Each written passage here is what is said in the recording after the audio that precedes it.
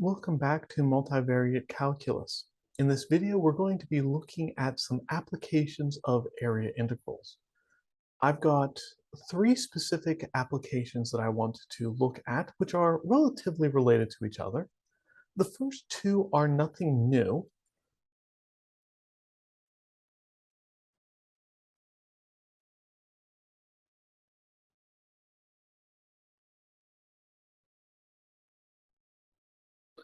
They are mass and density, and then the center of mass. We've talked about these concepts previously.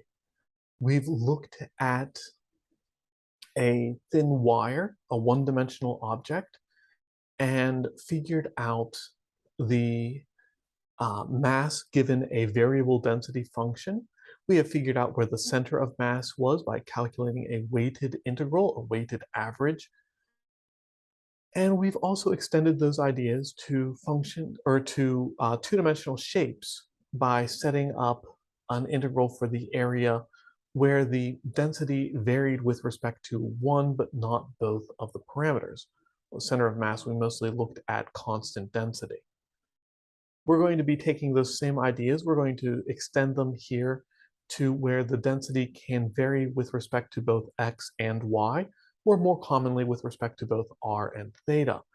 We'll be doing a lot more of this with polar coordinates than with rectangular coordinates. Then the new one that I want to look at here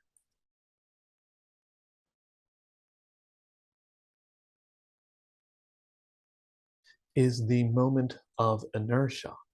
Moment of inertia talks about how difficult it is to cause an object to rotate. Right? In a classical physics course, first semester general physics course, the things that you tend to talk about are forces, energy, inertia, and torque. Inertia for linear motion is the resistance of something to be pushed. An object in motion tends to stay at motion, an object at rest tends to stay at rest. That's the definition of inertia. Moment of inertia, instead of thinking about pushing things in line, we're thinking about objects that are tethered and rotating. Classic example is if you have a spinning disc. A flywheel can be used to keep momentum going in a car or another vehicle. While the car is stopped, the flywheel becomes engaged so that you have rotational motion stored and the energy of the engine is not put to waste. Uh, Moment of inertia also comes up in things like if you have a seesaw, how difficult is it for the seesaw to start moving versus stay balanced? Center of mass will tell you where it will stay balanced. Moment of inertia will tell you how quickly it will start spinning. Um, because of the relationship between those two, a lot of calculus textbooks still rely on the old language of natural philosophy, calling these things the first moment of mass and the second moment of mass. Um, I hate that terminology just because it's not used in physics, and these are very much physics applications. So let's call them what they are: center of mass, moment of inertia. But when we get to the calculations, you'll see why they are so related. All right, let me get my head out of the way and let's dive in. I'm going to go through basically just one example here today. Um, and as I said, I'm going to be looking at things that are going to involve some polar coordinates. All right, so let's look at a nice region in the xy plane,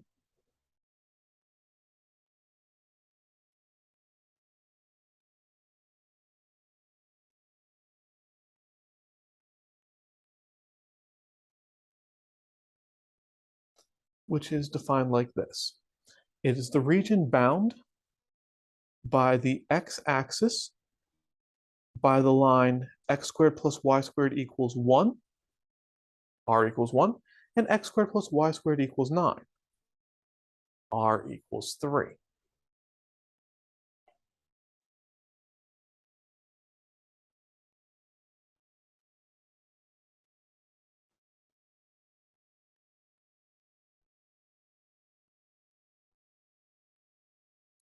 Right? We're talking about a laminar mass density, a mass density for a two-dimensional object.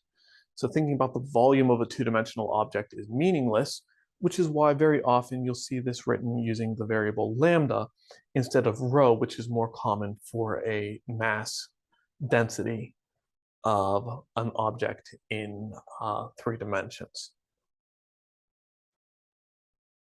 And again, I'm going to set this up in polar coordinates because that's really what we're looking at.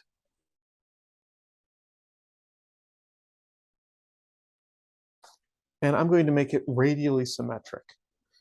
So actually, let's go with the square root of r. That seems more interesting. The density of this thing varies with respect to r. It does not vary with respect to theta. But we know that we can calculate the mass of this object as the integral of the density times the area, right? Mass is density times volume, or density times area in the case of laminar density. We've talked about that previously in previous coursework. We've also talked about linear mass density.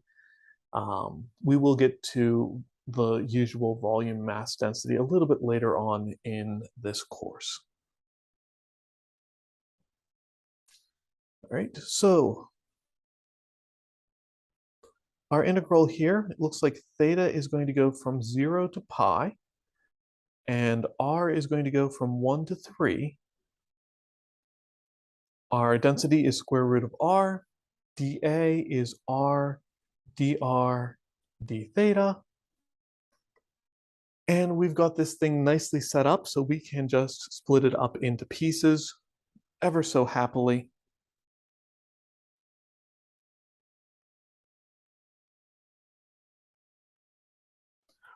Square root of r times r, all told, is r to the 3/2 power.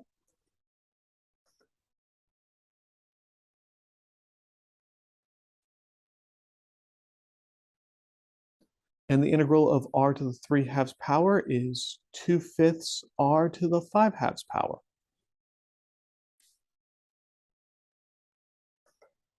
All right, plug in. Theta at pi is pi, theta at 0 is 0. 3 to the 5/2 power is 9 root 3.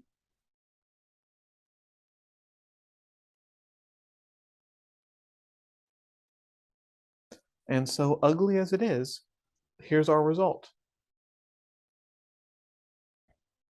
Pi times 18 root 3 over 5 minus 2/5. You might see that rewritten as pi over 5 times 18 root 3 minus 2.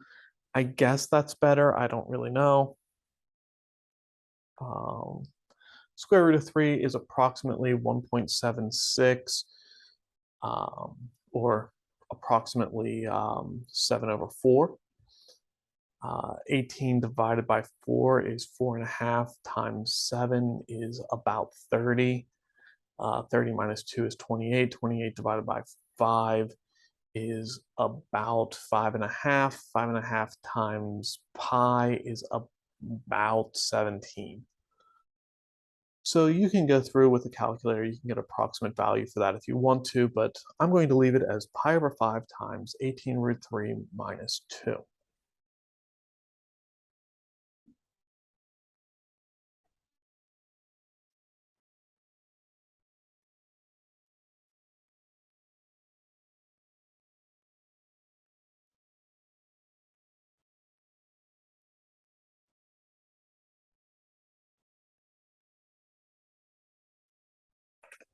Up next, we want to find the coordinates as an xy coordinate pair of the center of mass.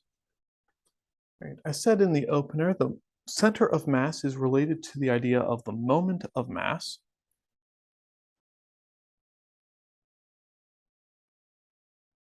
Sometimes called the first moment of mass.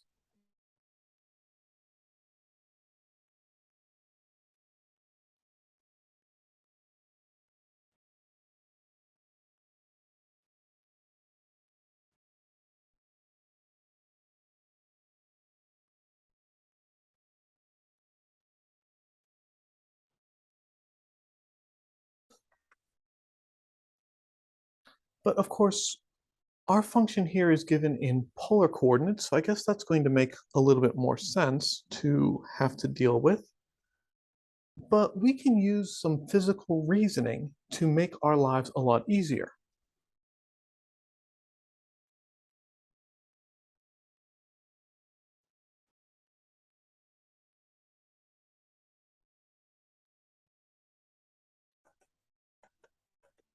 If I scroll back up to this shape, I know my drawing is kind of terrible, but what I want you to notice is that this shape is symmetric about the y-axis. If a shape is symmetric about the y-axis, and the density function is also symmetric about the y-axis, then it stands to reason that the center of mass is going to be on the y-axis. And because we know that, we save ourselves half of the problem without even thinking about it.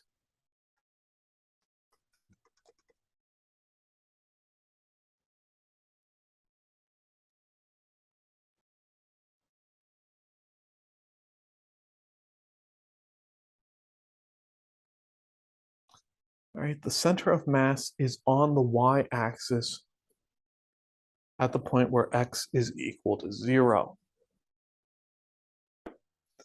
And so we don't have to worry about what the x coordinate is going to be. We only have to worry about what the y coordinate is going to be.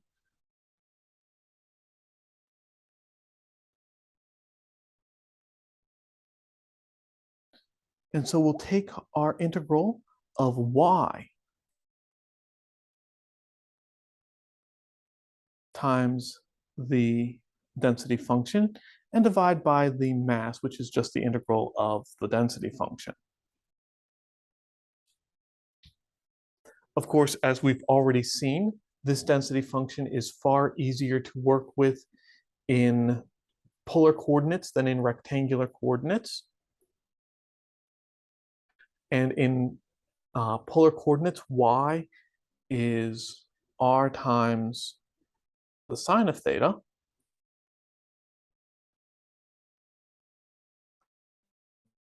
And we've already calculated the mass. I'm not going to go through and do that again. I am going to scroll up so that I can make sure that I copy it down correctly.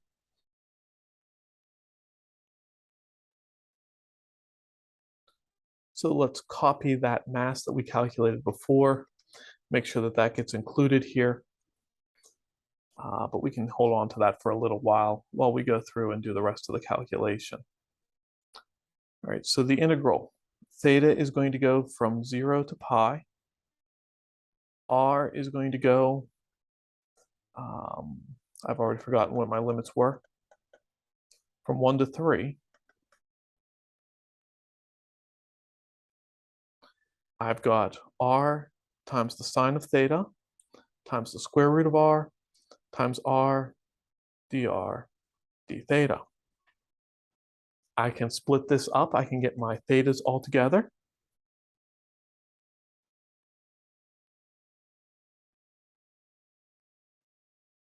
R times r is r squared times the square root of r is r to the 5/2 power.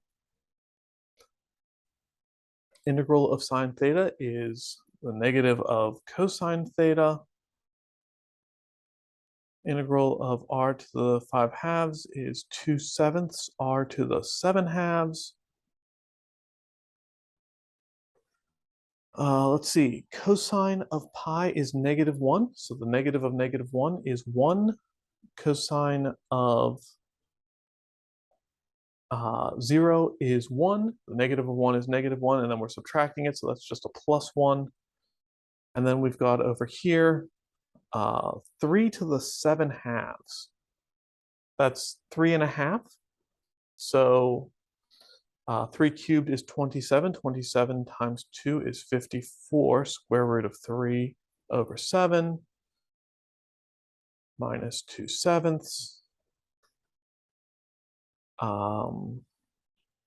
I can factor out a 2/7 from what's in the second set of parentheses. 1 plus 1 is 2. So all told, that's 4/7 times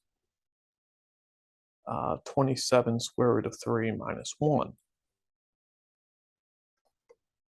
And then that means that the y-coordinate is 4/7 times 27 square root of 3 minus 1, all divided by that value that I got before, pi over 5 times 18 root 3 minus 2.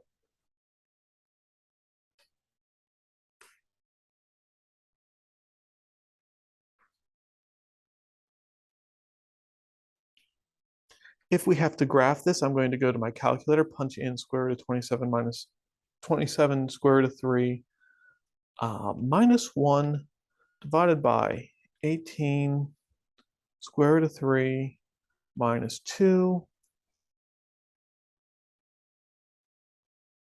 times 20 divided by 7 divided by pi comes out at approximately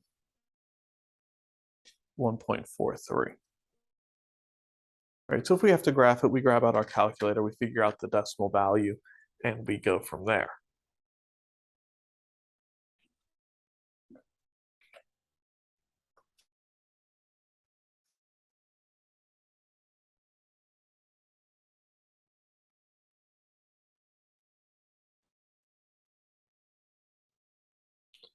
All right, that takes us to the idea of moment of inertia. Moment of inertia asks you, how hard is it to get this thing to start rotating? When you're talking about rotating, then you have to answer one more question. Where are you rotating?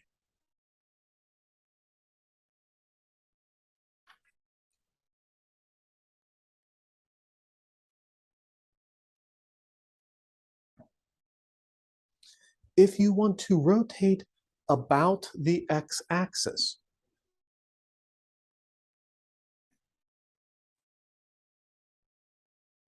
that's y equals 0.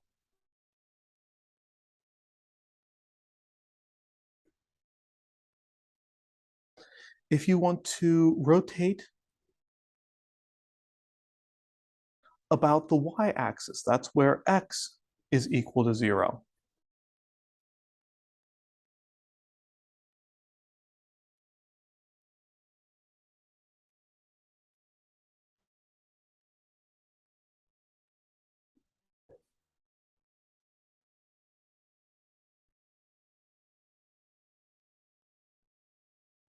And the one that I'm going to be looking at today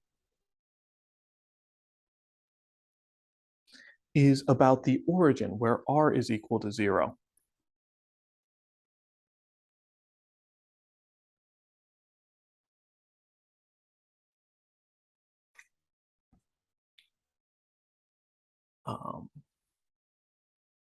You can see here that instead of multiplying by x or y, we multiply by x squared or y squared, which is a little bit interesting. Not quite the sort of thing that we're accustomed to seeing, but it works, and that's what's really important.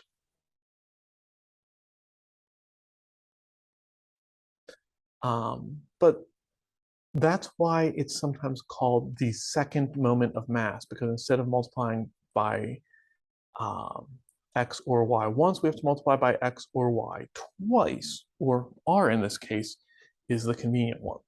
So we're going to take our region, we're going to try to rotate it about the origin, about the place where r is equal to 0, or xy equals 0, 0. And we want to see how much torque it's going to take in order to do that. And we figure that out by calculating the moment of inertia here. So for our case, we're looking at theta goes from 0 to pi, r goes from 1 to 3, lambda was just the square root of r, and then dA is r dr d theta.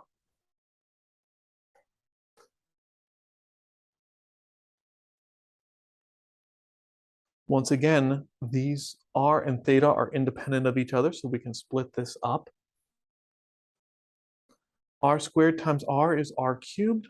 R cubed times square root of r is r to the 7 over 2. Integral of d theta is theta. Integral of r to the 7 over 2 is 2/9 r to the 9 over 2.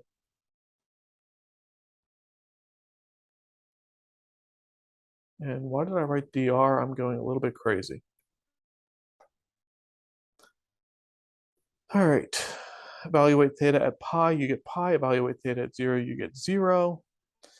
And we've got 2/9 times 9 over 2 is 4.5. 3 to the 4th power is 81.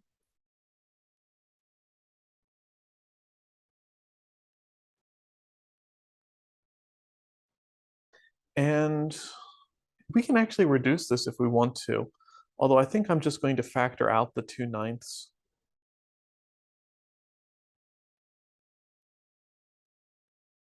and call this 81 root 3 minus 1. I think that's a little bit of a nicer way of writing it. Again, you could have left that distributed, so you could have gotten 18 pi root 3 minus 2 pi over 9. I think this is nicer. I don't know. Depends on your purposes. All right, but those are the ideas of center of mass, density, moment of inertia. A little bit of fun to be had there. All right, I'd like you to think about a different setup.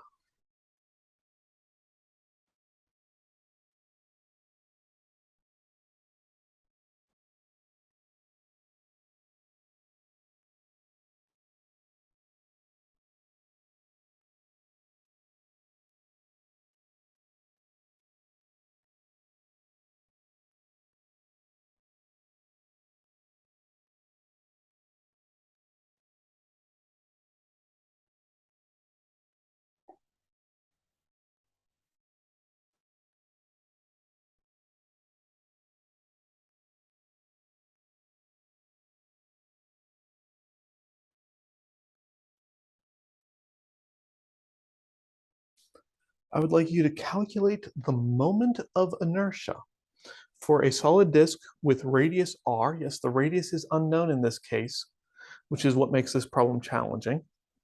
And a uniform density, lambda of x and y is equal to 1. And we're going to rotate about the origin.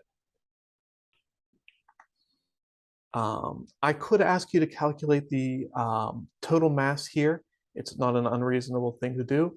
I could also ask you to calculate the center of mass, but using physical reasoning, you should be able to figure that out without doing any calculations whatsoever.